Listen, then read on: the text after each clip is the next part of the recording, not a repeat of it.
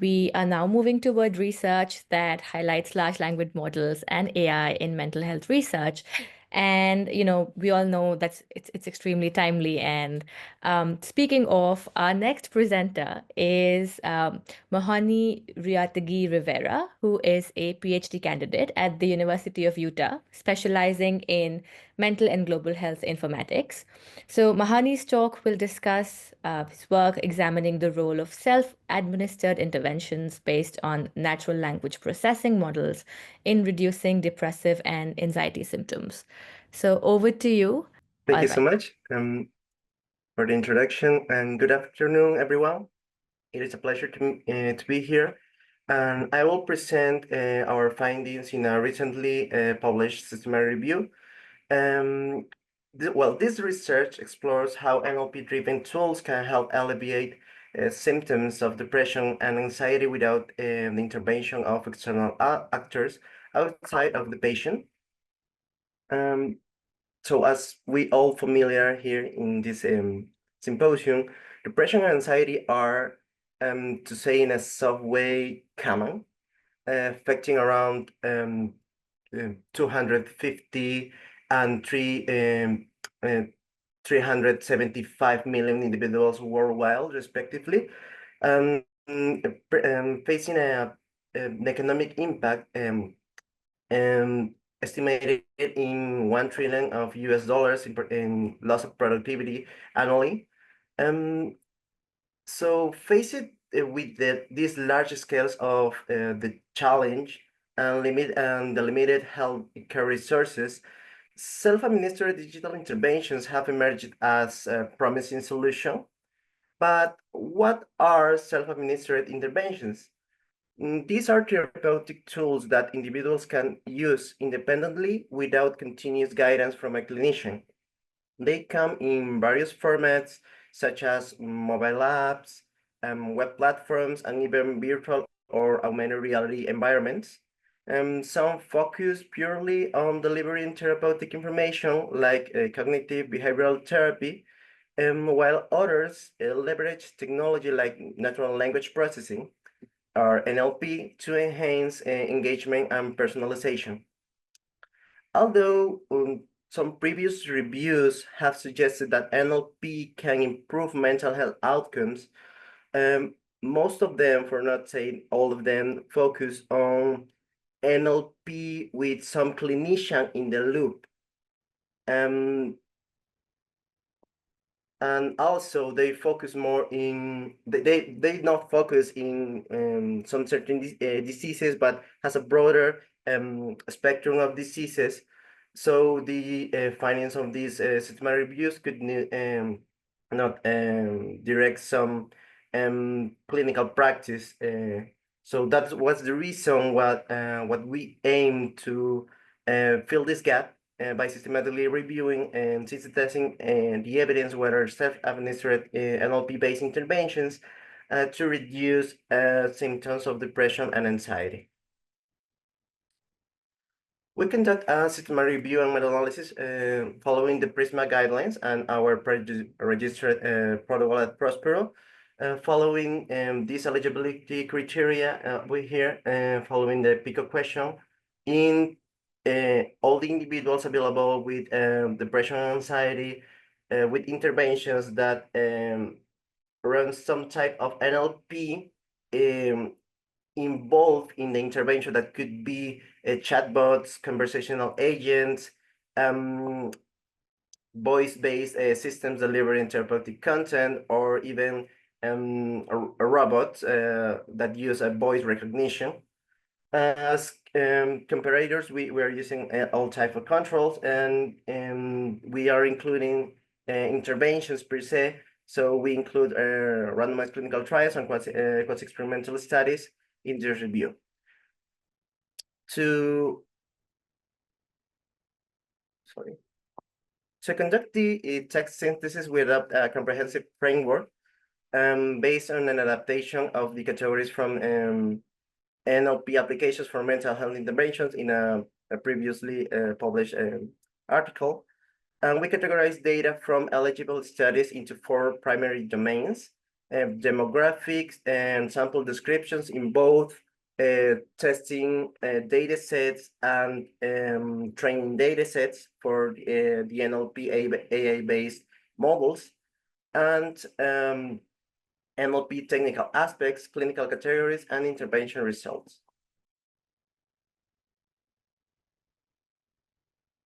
After screening over 600 records, we ended up with 21 eligible studies. 19 of these were randomized clinical trials, which allow us to perform the meta-analysis on both depression and anxiety. In terms of the participants of these studies, most studies included adults, often younger adults, and notably, the majority of participants across the studies were women.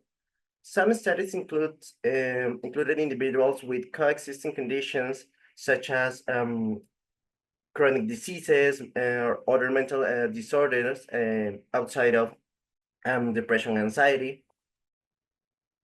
When it comes to the interventions themselves, about half use rule-based NLP models. These rely on predefined linguistic rules, while other half use AI-based NLP models, including an important amount of studies that use the deep learning approaches. As you can see, most of the studies provided therapy. It's about 90% of the studies provide some type of therapy based on some approach. The most frequent psychological approach used was cognitive behavioral therapy, and just 5% or just one study provide also some way of diagnosis involved in the NLP intervention as part of the intervention itself. Most of these studies were published in the past 4 years, between 2020 and 2023. Overall, all the studies were conducted outside of low income countries, in high income countries, and upper middle income countries.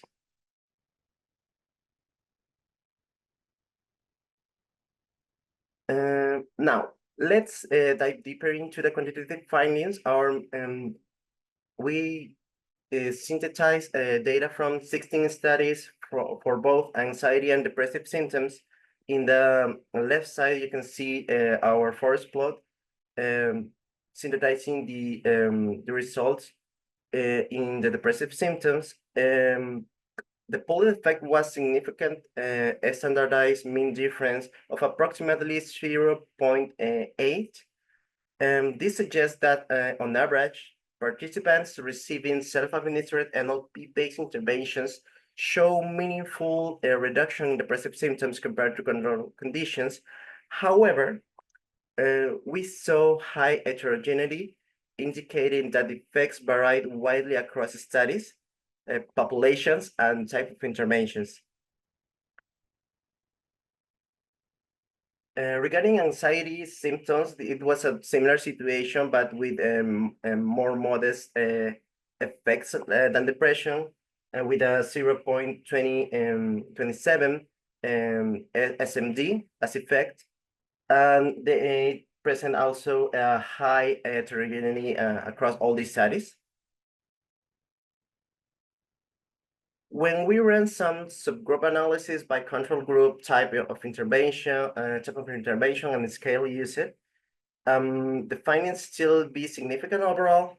For depression, the interventions outperform various controls. For anxiety, they also show a positive effect, mainly in rule-based NLP interventions. We also perform a meta-regression to see if participants' mean age influenced treatment outcomes. For both depression and anxiety analysis, age did not significantly affect intervention effectiveness, indicating no meaningful association between age and the degree of symptom improvement. Now, despite these promising results, we need to be cautious. Our grade assessment indicates very low certainty of evidence about these interventions. Why? Well, these studies varied widely in design, participants, and intervention specifics. This introduced high heterogeneity in the analysis. We also detect possible publication bias, as you can see in the bottom left corner of this slide. What does this mean practically? While the results are encouraging, we should interpret them with care. We need more rigorous studies and larger sample size and consistent reporting to truly confirm these findings, but there are encouraging findings at all. Our findings aligns with a growing body of work showing NLP potential in mental health care. Let's consider these findings with a broader context. Even if our meta-analysis suggests that self-administered NLP-based interventions can reduce depressive and anxious symptoms, we need to see at first glance this is a promising news for digital psychiatry. But as we look closer, several critical factors must be unpacked to fully understand what this means for clinical practice research. Considering, for instance, heterogeneity of the intervention and complexity of these kind of interventions, also the clinical relevance and integration of these kind of tools into the healthcare workflow. Finally, something we want to highlight in terms of our results is that all the studies we included were conducted in high-income countries, upper middle income countries. So this limitation raises important questions about the cultural adaptability and equity of these interventions, and how well would these tools perform in low middle income countries settings where mental health resources are scarcer, cultural norms vary, and digital infrastructures might be less reliable. Moreover, digital literacy, language barriers, and internet access can all influence who benefits and who is left behind in using this kind of interventions. But this is a good starting point. Despite these uncertainties, the potential for scalability is significant. So NLP-based interventions, once validated and refined, could be disseminated at a relatively low cost, making them attractive to resource-constrained health systems. They could reduce wait lists, offer support outside regular clinical hours, and free up clinicians for more complex cases or tasks. To achieve these aims, sustaining collaboration between clinicians and AI developers, health informaticians, and policymakers is essential.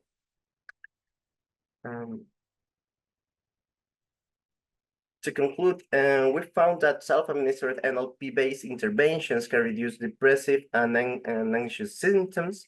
The evidence, however, is still low quality and requires more robust, larger scale trials. If proven to be reliable and implemented responsibly, these interventions could greatly improve accessibility, reduce healthcare costs, and ease the workload on clinician staff. Thank you for your time and attention, and I'm happy to discuss these findings further or answer some questions. Thank you so much. Like I said, this is so timely, especially with the rise of LLMs and AI-driven technologies. And we have such a unique opportunity in time right now to integrate these tools into mental health diagnostics and treatment. Speaking of, there is a question for you. Were any of the interventions in the sample based on frontier generative AI models such as ChatGPT, Gemini, etc.? No. At the moment that when we run thank you so much for the question. At the moment we finish the search strategy and all the collection of the data, we didn't found any intervention properly as a randomized clinical trial or quasi-experimental study that use this kind of LLM models. I understand that most of them right now are focus more in diagnosis than the treatment itself because of all these ethical concerns about release these models without supervision with patients. So this is a gate for improvement, I think, and this could be a good a good year to conduct this kind of studies. Amazing. Okay, I don't think we have another audience question, but maybe okay, I just wanted to know, so how do you anticipate sort of addressing the challenges of implementing such a system in like an everyday environment, that's outside of the lab, like of the lab? Okay, so how to practically and pragmatically implement these kind of interventions in workflows? Well, I think this would depend mostly on how the patients will interact with the interfaces. I am a fan of how interventions that use user-centered designs in the middle, and also that involve some evidence-based therapeutical approaches could show better effectiveness in terms of the results. Why? Because as this is essentially self-administered, the user-centered design, it's critical for these kind of interventions.